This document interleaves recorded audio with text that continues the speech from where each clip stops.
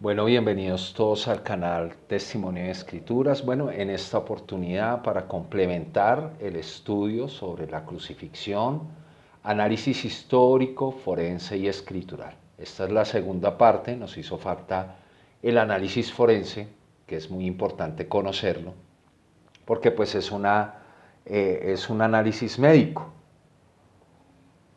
de lo que posiblemente pudo haber pasado con nuestro Señor Jesucristo en todo el proceso de su angustia desde el Getsemaní, pasando por el proceso de su arresto, ilegal, por cierto, un juicio totalmente ilegal, y pasando obviamente pues por sus horas de sufrimiento en la cruz. Obvio que pues alrededor de todo este proceso hay muchos más detalles que analizar, ¿no? Por ejemplo, la resurrección, de los profetas del Antiguo Testamento, algunos, dice ahí la palabra que, como vimos en el anterior video, hay un análisis que hacer, con el significado de las 3 horas de oscuridad completa que hubo, por qué se da estas 3 horas, pero digamos que esto se va enriqueciendo en la medida que vayamos comprendiendo y vayamos creciendo en nuestro conocimiento y entendimiento de la verdad.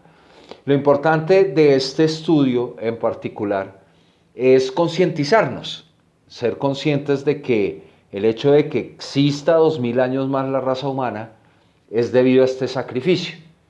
O sea, nosotros no podríamos estar disfrutando de nuestra familia, de nuestras empresas, no existiríamos si Jesús no hubiese hecho este paso de obediencia a Dios. Esa es la realidad. ¿Sí? Seguramente si no se levanta el Mesías, no arranca el nuevo pacto, pues Dios derrama su ira sobre el planeta Tierra posiblemente en el primer siglo o un par de siglos después, porque Dios es lento para la ira y grande misericordia. Sí, pero el tiempo de la gracia, que lo abre nuestro Señor Jesucristo con su sacrificio y resurrección, pues ha permitido a la humanidad durar 2000 años más en el planeta Tierra. Realmente nadie se puede jactar aquí de lo que tiene, porque lo que tiene es gracias a Jesucristo. Sea bueno, sea malo, sea riqueza, sea pobreza, sea familia, sea soledad, todo lo que tenemos es gracias a la muerte y resurrección de nuestro Señor Jesucristo. Hasta aquí nos ha permitido llegar Dios como raza humana, nos ha tenido una grande paciencia, 2000 años de paciencia para arrepentimiento, salvación y conocimiento de la verdad por medio de su Hijo amado. La raza humana, pues realmente la humanidad no ha aprovechado muy bien esos 2000 años. Esto es una exhortación, es un llamado al arrepentimiento, es un llamado al cambio, es un llamado realmente a aceptar a Jesús como cabeza, realmente aceptar a Jesús como la única guía doctrinal verdadera. Realmente es un llamado a salir de las doctrinas de hombres, de error, de demonios, que pues desafortunadamente tienen minada totalmente al ser humano, lo tienen en ignorancia, los tienen en tinieblas. Bien dice el Evangelio de Juan, bien dice nuestro Señor Jesucristo, la luz vino al mundo, pero los hombres amaron más las tinieblas que la luz. Sí, bueno, esto lo dice allí el Evangelio de Juan en los primeros capítulos. Vayan y léanse en los Evangelios, apréndanse en los Evangelios. Y bueno, vamos a continuar viendo, esta es ya la parte complementaria del anterior video, del primer video. En el primer video vimos temas históricos, contextuales, lo que sucedía con los judíos pues amañados con el Imperio Romano, especialmente los saduceos. Voy a hacer un pequeño resumen. Los saduceos, eso llevó obviamente pues a que juicio alrededor de Jesucristo fuera amañado, empezando que lo hacen en las horas de la noche, lo golpean, todo fuera de la ley de Moisés, aún de la ley de Moisés. ¿Sí? Obviamente llevaron falsos testimonios, compraron testimonios.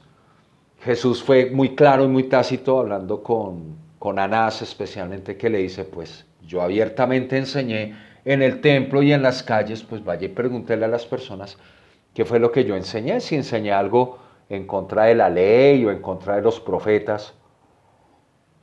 Recordando que para pues los saduceos y los fariseos era más importante el Talmud babilónico, el Talmud judío, la Mishnah, Bueno, todas estas doctrinas de hombres, como hoy en día para la cristiandad es más importante Martín Lutero, Juan Calvino, los edictos papales, ¿sí? Y nada que tenga que ver realmente con los evangelios canónicos, ni las palabras de nuestro Señor Jesucristo, juzgados entre 2 y 3 evangelistas, porque de boca de 2 o 3 testigos constará toda palabra, recordando que la Biblia es un libro de leyes y de testimonios, y que lo único que nos sirve realmente como herramienta es aplicar ciencia, ciencia de justicia. De boca de 2 o 3 testigos constará toda palabra, toda doctrina, toda verdad. ¿Sí? Nos lo enseña también el libro de Proverbios, nos lo enseña el libro de Isaías, nos lo enseña la misma ley de Moisés. ¿Sí? Toda esta ciencia está allí en las escrituras. Bueno, ahora vamos a entrar a un tema médico. Aquí pues ya vienen unos análisis más contextuales, más científicos, con lo que pudo haber pasado con nuestro Señor Jesucristo. ¿Sí? Ahí hay unos análisis de la manta de Turín, pero no lo vamos a usar. Vamos a hacer un análisis a partir de las descripciones y de lo que pudo haber sucedido, tomando en cuenta pues el contexto histórico, cómo era que sacrificaban los romanos, cómo era que hacían sus crucifixiones, qué experiencia tenía el condenado. En este caso pues nuestro Señor Jesucristo no debió haber sido condenado, porque no tenía nada, no debía nada realmente, pero bueno, así fue diseñado, difícil de entender y comprender y aceptar, así fue diseñado pues el plan de salvación. Tenía que morir uno por todos. Alguien tenía que pagar el precio ante Dios. ¿Por qué? Porque por cuanto todos estamos destituidos, con cuanto todos pecamos, estamos destituidos de la gloria de Dios. ¿Sí? Entonces Él es el Cordero que quita el pecado del mundo. Esto tiene relación con la doctrina del perdón también. O sea, nadie nos debe nada porque Jesús ya pagó. ¿Sí? El estar cobrando rencores, rencillas en el corazón, odios, nos hace asesinos, según la doctrina de Cristo. Y aparte de eso, pues no nos permite acceder al perdón de Dios, porque pues el perdón de Dios está supeditado, está condicionado a que nosotros demos el perdón. Jesús ya pagó los pecados pasados, presentes y futuros de todos y los que se han cometido contra nosotros. Y los que hemos cometido contra Dios y contra su naturaleza, contra su creación. Porque también están los pecados que hacemos contra la naturaleza, contra la creación, ¿sí? Entonces, bueno, vamos a hacerlo. Análisis forense del caso del sufrimiento de Cristo antes y durante su crucifixión. En el huerto de Getsemaní, angustia extrema y hematidrosis. Jesús de Nazaret experimentó una agonía emocional extremadamente intensa en el huerto de Getsemaní. Un episodio que culminó en la manifestación de hematidrosis. Este fenómeno, también conocido como hematoidrosis, es una condición médica rara donde una persona suda sangre, generalmente inducida por estrés extremo o miedo intenso. Pues claro, es entendible. Jesús sabía por las escrituras y por lo que había visto en su contexto. Porque imagínense en Cristo caminando con sus discípulos por toda Galilea de los gentiles, por toda Judea, por toda Samaria, por las costas del Mediterráneo, y los romanos tenían la costumbre de poner los crucificados a los costados de los caminos.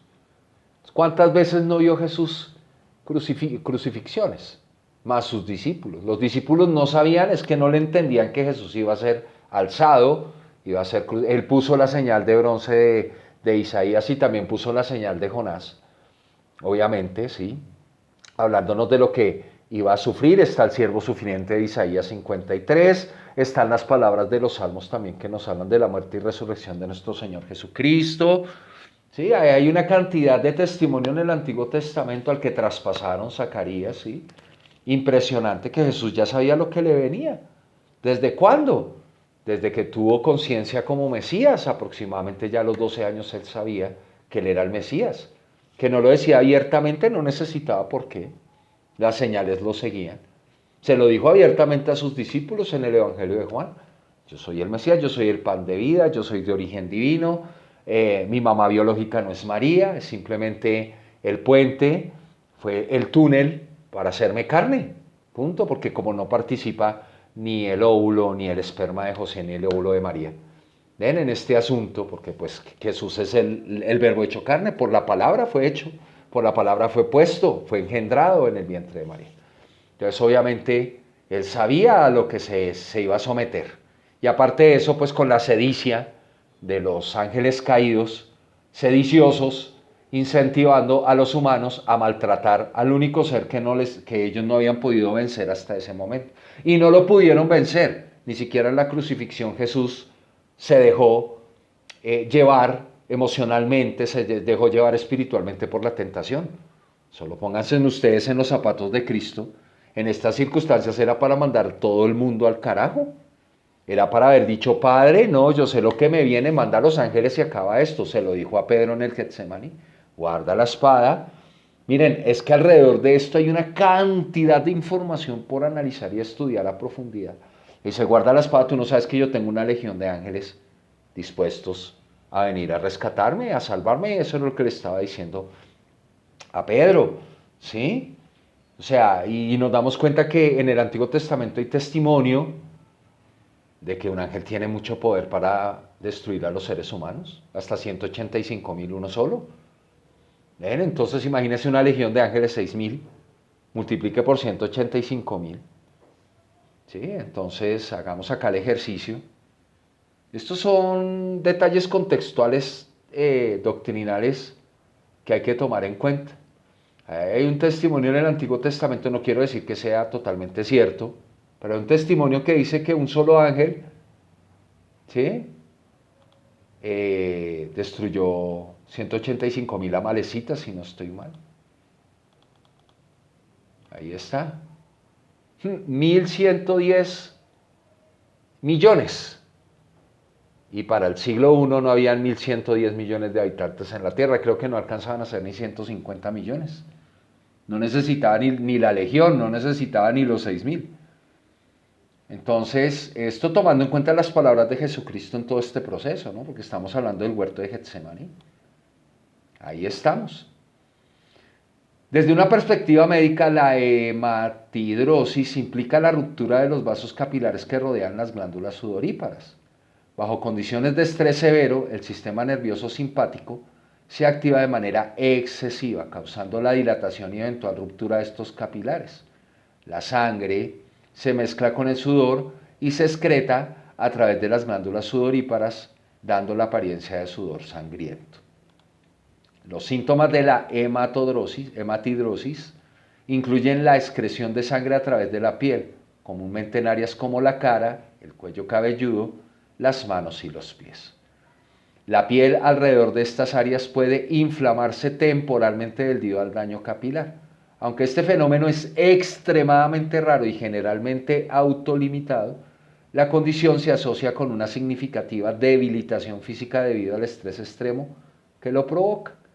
No existe un tratamiento específico para la hematidrosis, pero se recomienda abordar el estrés subyacente para prevenir futuros episodios.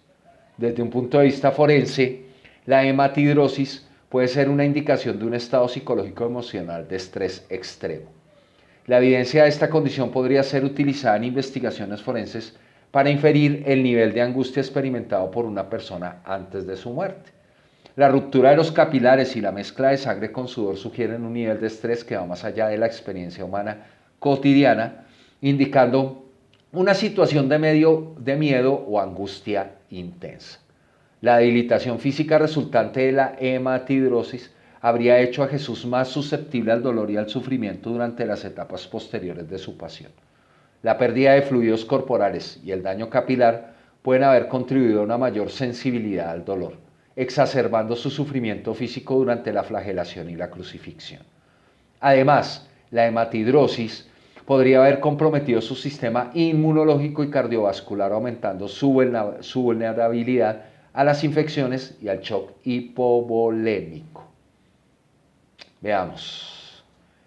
En un contexto histórico, la hematidrosis de Jesús en Getsemaní resalta la intensidad de su agonía emocional y su humanidad al enfrentarse a su inminente sacrificio. Este fenómeno no solo subraya el estrés extremo al que está sometido, sino que también humaniza su experiencia, mostrando que incluso el Hijo de Dios experimentó un miedo y angustia profundos. El estudio detallado de la hematriusis en el caso de Jesús de Nazaret, desde perspectivas médicas y forenses, proporciona una comprensión más profunda de su sufrimiento. Al analizar este fenómeno, se puede apreciar no solo el nivel de estrés emocional experimentado por Jesús, sino también las implicaciones físicas que había afectado su capacidad para soportar el tormento físico posterior. Esto ofrece una visión integral y matizada de los eventos que culminaron en la crucifixión, destacando tanto la dimensión humana como la espiritual de su sacrificio. Ahora vamos a ver el segundo punto, el arresto y la noche de juicios, abuso físico y psicológico. Jesús de Nazaret experimentó un arresto y una serie de juicios que estuvieron marcados por un abuso físico y psicológico intensivo. Tras su arresto fue llevado ante las autoridades religiosas y romanas, como vimos en el primer video, ¿no? Donde fue sometido a burlas, golpes y humillaciones sistemáticas. Desde una perspectiva médica y forense, los abusos físicos incluyeron golpes repetidos y bofetadas en el rostro que pudieron causar contusiones faciales significativas. Las contusiones o hematomas resultan del daño a los vasos sanguíneos bajo la piel, lo que provoca una acumulación de sangre en los tejidos circundantes. Este tipo de trauma puede causar dolor intenso, hinchazón y decoloración de la piel en las áreas afectadas. El impacto repetido en la misma área puede aumentar la gravedad de las contusiones, llevando a daños más profundos en los tejidos faciales y potencialmente afectando los huesos subyacentes. Además de los golpes, Jesús fue sometido a una severa privación de descanso y a un estrés psicológico continuo. La falta de sueño puede tener efectos debilitantes en el cuerpo humano, contribuyendo a un agotamiento físico extremo. El estrés prolongado y la privación del sueño pueden debilitar el sistema inmunológico, aumentando la susceptibilidad a infecciones y otras complicaciones médicas. El agotamiento físico no solo reduce la capacidad del cuerpo para sanar y regenerarse, sino que también disminuye la resistencia a futuras agresiones físicas y psicológicas. El abuso psicológico, que incluyó burlas y humillaciones, pudo haber exacerbado el estrés emocional de Jesús. La humillación pública, las burlas y el desprecio pueden causar un daño psicológico profundo, afectando la estabilidad mental y emocional de una persona. En combinación con el abuso físico, estos factores habrían contribuido a un estado de sufrimiento extremo, tanto mental como corporal. Lo que quería realmente los ángeles caídos era esto. Pero los venció. Los aspectos forenses de este abuso destacan el impacto acumulativo de los golpes repetidos y la privación de descanso. Las contusiones faciales resultantes de las bofetadas y golpes habrían dejado marcas visibles y posiblemente heridas internas más graves. La combinación de abuso físico y psicológico habría llevado a una condición de agotamiento total, debilitando aún más a Jesús y haciéndolo más vulnerable al sufrimiento intensivo que enfrentaría durante las siguientes etapas de su pasión y crucifixión. El arresto y los juicios nocturnos de Jesús no solo ilustran la brutalidad a la que fue sometido, sino también la resistencia física y emocional que mostró al enfrentar tal abuso. La documentación de estos eventos proporciona una visión más completa de la naturaleza del sufrimiento de Jesús, resaltando tanto los aspectos forenses del abuso físico como el impacto psicológico del tratamiento humillante y deshumanizante que recibió. 3. La flagelación, trauma físico severo. ¡Ay, Santo de Israel! Leer esto no es fácil. Jesús de Nazaret fue sometido a una flagelación brutal antes de su crucifixión, un castigo que implica el uso de un flagrum romano. Este látigo, compuesto por múltiples correas de cuero con incrustaciones de hueso o metal, estaba diseñado para infligir un daño severo y debilitante al condenado. La flagelación no solo era un preludio a la crucifixión, sino también una forma de tortura que buscaba debilitar física y mentalmente al individuo. Desde una perspectiva médica y forense, las heridas causadas por el flagrum habrían sido extremadamente graves. Cada golpe de látigo desgarraba la piel y los tejidos subyacentes, causando laceraciones profundas. Las incrustaciones de hueso o metal en las correas del látigo estaban diseñadas para engancharse en la carne, arrancando trozos de piel y exponiendo los músculos e incluso los huesos en algunos casos. Este tipo de trauma físico severo no solo causaba un dolor intenso, sino que también resultaba en una pérdida significativa de sangre. La pérdida masiva de sangre durante la flagelación podría haber llevado a Jesús a un estado de shock hipovolémico. El shock hipovolémico es una condición médica grave que ocurre cuando el cuerpo pierde más de un quinto de su volumen de sangre, lo que impide que el corazón bombee suficiente sangre al cuerpo. Los síntomas incluyen una caída drástica de la presión arterial, piel fría y pálida, pulso rápido y débil y confusión o pérdida de conciencia. Sin tratamiento, el shock hipovolémico puede ser fatal. El impacto de la flagelación en el cuerpo de Jesús habría sido devastador. Las heridas abiertas y la pérdida de sangre habrían debilitado significativamente su resistencia física, haciéndolo más vulnerable al sufrimiento adicional durante la crucifixión. Además, el dolor extremo y el trauma físico habrían exacerbado su agotamiento mental y emocional, aumentando su sufrimiento general. Desde un punto de vista forense, las heridas infligidas por el flagrum habrían dejado marcas distintivas en el cuerpo de Jesús que podrían ser utilizadas para identificar el tipo de instrumento utilizado y la severidad del castigo. La naturaleza de las laceraciones y la distribución de las heridas proporcionarían información crucial sobre la técnica y la intensidad de la flagelación. El análisis detallado de la flagelación de Jesús desde perspectivas médicas y forenses ofrece una comprensión más profunda del sufrimiento físico que experimentó antes de su crucifixión. Este castigo brutal no solo debilitó su cuerpo, sino que también preparó el escenario para el tormento adicional que enfrentaría en la cruz. La flagelación como parte integral del proceso de crucifixión subraya la crueldad del castigo y la resistencia física y emocional de Jesús al enfrentar su sacrificio final. Ay, santo, coronemos, continuemos. La coronación de espinas, heridas craneales y dolor extremo. Jesús de Nazaret fue obligado a llevar una corona de espinas en su cabeza, un acto que no solo intensificó su dolor físico, sino que también aumentó su humillación. Este castigo adicional fue diseñado para burlarse de su título de rey de los judíos, agregando un elemento de escarnio a su sufrimiento. Desde una perspectiva médica y forense, las espinas de la corona penetraron el cuello cabelludo, una zona altamente vascularizada. La penetración de las espinas en esta área causó hemorragias significativas debido a la abundancia de vasos sanguíneos en el cuero cabelludo.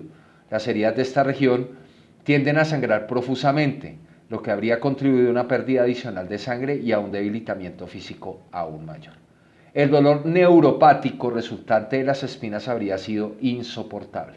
El cuero cabelludo es una de las áreas más sensibles del cuerpo debido a la densidad de terminaciones nerviosas. La penetración de las espinas habría causado un dolor agudo y constante, exacerbando por cualquier movimiento de la cabeza. Este tipo de dolor neuropático es uno de los más intensos y difíciles de soportar, ya que las terminaciones nerviosas dañadas envían señales de dolor continuas al cerebro. Además del dolor físico, la corona de espinas también tenía un propósito psicológico. Al ser una burla de su título real, este acto de humillación pública buscaba degradar a Jesús no solo físicamente, sino también emocionalmente. La combinación de dolor físico extremo y humillación pública habría aumentado su sufrimiento total, afectando tanto su cuerpo como su espíritu. Desde un punto de vista forense, las heridas causadas por la corona de espinas habrían dejado marcas distintivas en el cuero cabelludo de Jesús. Estas heridas podrían ser utilizadas para identificar el tipo de instrumento utilizado y la severidad del castigo. La naturaleza de las laceraciones y la distribución de las heridas proporcionarían información crucial sobre la técnica y la intensidad del abuso. El análisis detallado del uso de la corona de espinas en Jesús desde perspectivas médicas y forenses ofrece una comprensión más profunda del sufrimiento físico y psicológico que experimentó. Este castigo no solo intensificó su dolor físico, sino que también añadió una etapa de humillación y degradación, subrayando la crueldad del tratamiento que recibió antes de su crucifixión. La corona de espinas, como parte integral del proceso de su pasión, resalta tanto la brutalidad del castigo como la resistencia física y emocional de Jesús al enfrentar su sacrificio final. Continuemos. El camino al Calvario, carga de la cruz y caídas repetitivas. Jesús de Nazaret fue obligado a llevar el patíbulo, el travesaño de la cruz sobre los hombros hasta llegar a la crucifixión, conocido como la Gólgota o Calvario. Este viaje, conocido como la Vía Dolorosa o Camino del Dolor, fue una prueba de resistencia física y emocional, especialmente debido al estado debilitado de Jesús tras la flagelación.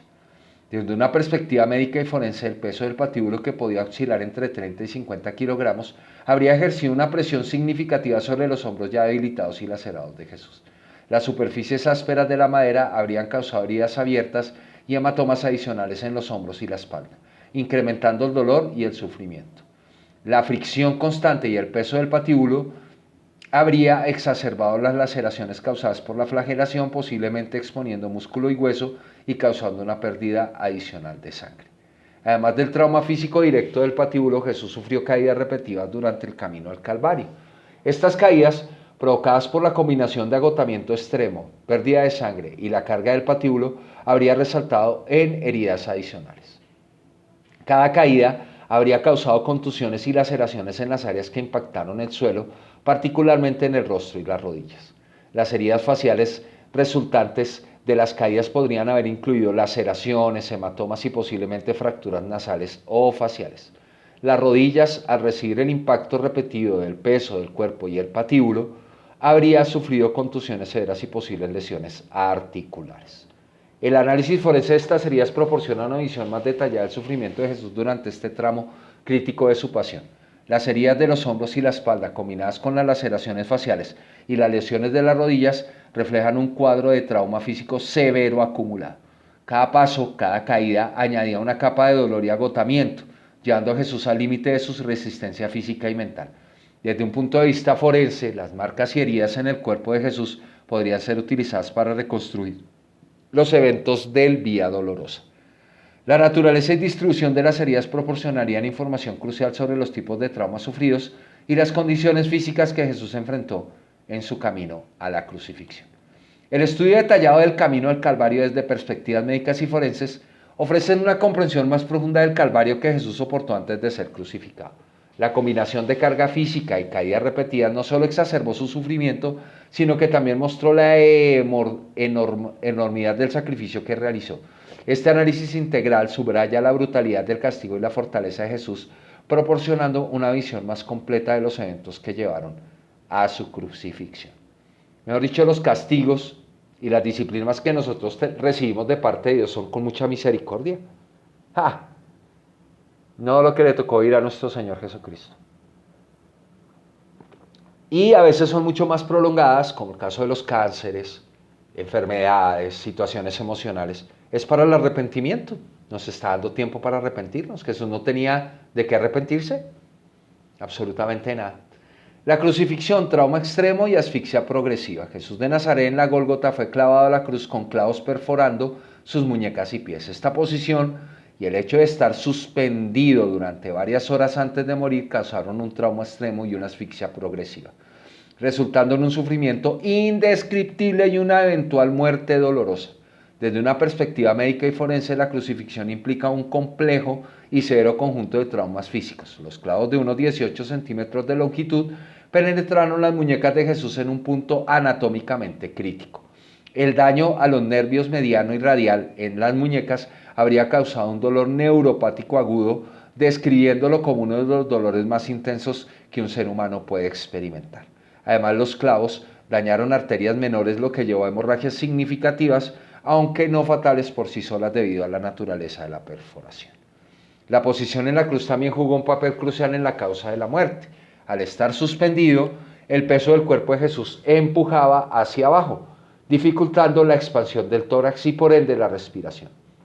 Para inhalar, Jesús tenía que empujar su cuerpo hacia arriba utilizando sus pies clavados, lo que agravaba el dolor en los pies y las muñecas.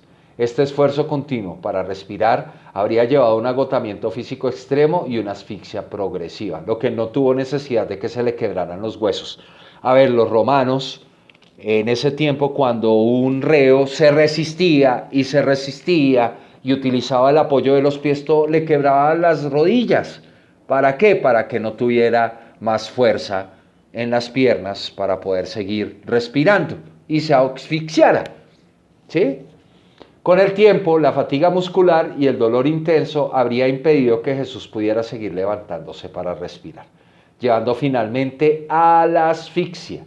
Además de la asfixia, otros factores contribuyeron al desenlace fatal. La deshidratación severa, resultado de la pérdida continua de sangre y la sudoración excesiva, agravó su estado crítico. El agotamiento físico provocado por la flagelación previa, las caminatas con el patíbulo y las caídas repetitivas debilitó aún más su cuerpo. Todo esto combinado llevó a un estado de shock hipovolémico, una condición en la cual el cuerpo ya no puede mantener la presión arterial adecuada y el suministro de oxígeno a los órganos vitales. Los síntomas de shock hipovolémico incluyen una caída drástica en la presión arterial prefría y pálida, pulso rápido y débil y eventualmente la pérdida de la conciencia. La crucifixión como una forma extrema de ejecución no solo buscaba infligir un dolor máximo, sino también asegurarse que la muerte fuera inevitable y pública, desnudo totalmente. No crean que tenían un manto, a ellos los desnudaban totalmente, mostrando sus órganos genitales, subrayando la brutalidad y el poder del Imperio Romano. La muerte en la cruz, fallo cardíaco o respiratorio. La muerte de Jesús en la cruz probablemente fue causada por una combinación de factores críticos que afectaron su capacidad de sobrevivir a las terribles condiciones de la crucifixión. Estos factores incluyen asfixia, shock hipovolémico y, en última instancia, insuficiencia cardíaca. Desde una perspectiva médica y forense, la asfixia fue uno de los principales mecanismos de muerte. La posición de la crucifixión, con los brazos extendidos y el cuerpo suspendido, dificultaba enormemente la respiración. La gravedad tiraba del cuerpo hacia abajo, lo que comprimía el tórax y los pulmones. Para inhalar, Jesús debía empujarse hacia arriba utilizando los pies clavados, lo que intensificaba el dolor de sus pies y las muñecas y agotaba rápidamente su energía. Su poca energía, ¿no? Mental, física y psicológica. O sea, esto es terrible. Este esfuerzo constante para respirar habría llevado a una fatiga muscular extrema y eventualmente a la incapacidad para seguir levantándose, resultando en una asfixia progresiva. La insuficiencia respiratoria habría desarrollado a medida que los músculos intercostales y diafragmáticos se fatigaban, incapaces de soportar el esfuerzo necesario para la respiración. Además de la asfixia, el shock hipovolémico fue un factor crítico en la muerte de Jesús. La flagelación previa a la crucifixión en sí misma causaron una pérdida masiva de sangre. El shock hipovolémico ocurre cuando el cuerpo pierde una cantidad significativa de sangre y no puede mantener la presión arterial adecuada, lo que reduce el suministro de oxígeno y nutrientes a los órganos vitales. Los síntomas de esta condición incluían una caída drástica de la presión arterial, piel fría y pálida, pulso rápido y débil y eventualmente la pérdida de conciencia. Sin tratamiento, el shock hipovolémico es fatal y en el caso de Jesús, esta pérdida de sangre habría comprometido gravemente su capacidad para sobrevivir a las horas prolongadas en la cruz. ¿Cuántas fueron? ¿6? Uy, no, santo de Israel. Terrible, terrible lo que hace el ser humano. Permítame arreglo acá. Aquí está. La insuficiencia cardíaca es otro factor que probablemente contribuyó a su muerte. La tensión extrema en el cuerpo, combinada con la deshidratación y la pérdida de sangre, habría puesto una presión increíble en el corazón. La insuficiencia cardíaca aguda puede ocurrir cuando el corazón ya no puede bombear suficiente sangre para satisfacer las necesidades del cuerpo. En este caso, Jesús, la combinación de asfixia, shock hipovolémico y la presión extrema en su cuerpo habrían llevado a una insuficiencia cardíaca. Este fallo cardíaco, junto con los otros factores, formaron un escenario en que la muerte era inevitable. Desde el punto de vista forense, la combinación de asfixia, shock hipovolémico e insuficiencia cardíaca proporcionan una explicación completa y detallada de las causas subyacentes de la muerte en la crucifixión. Las evidencias físicas como las marcas de clavos y las heridas de flagelación, junto con el análisis de los mecanismos de muerte, ofrecen una visión integral del sufrimiento físico que Jesús experimentó en la cruz. Este análisis no solo subraya la brutalidad del castigo, sino también los múltiples factores fisiológicos que contribuyeron a su desenlace. Santo de Israel. Conclusión integral. La narrativa del sufrimiento, crucifixión y muerte de Jesús de Nazaret es un relato cargado de dolor y sacrificio, que resuena profundamente en el corazón de la fe bíblica. Desde el huerto de Getsemaní, donde Jesús experimentó una agonía tan intensa que sudó sangre, hasta su arresto, los juicios nocturnos llenos de abusos físicos y psicológicos, la flagelación brutal, el dolor de la corona de espinas, el arduo camino al Calvario, cargando el patíbulo y finalmente la crucifixión, cada etapa de su pasión refleja un sufrimiento indescriptible y una entrega total. En Getsemaní, la hematidrosis de Jesús evidencia el nivel extremo de angustia que enfrentó, una señal de su humanidad y de la carga emocional que llevaba por la salvación de la humanidad. La flagelación severa desgarró su piel y tejidos, debilitando física y emocionalmente, mientras que la corona de espinas intensificó tanto su dolor físico como su humillación.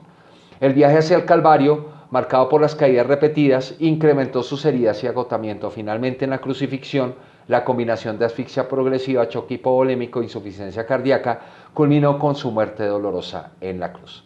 Cada aspecto de su sufrimiento no fue un solo testimonio de la brutalidad del castigo que enfrentó, sino también una demostración de su amor y sacrificio incondicional por la humanidad.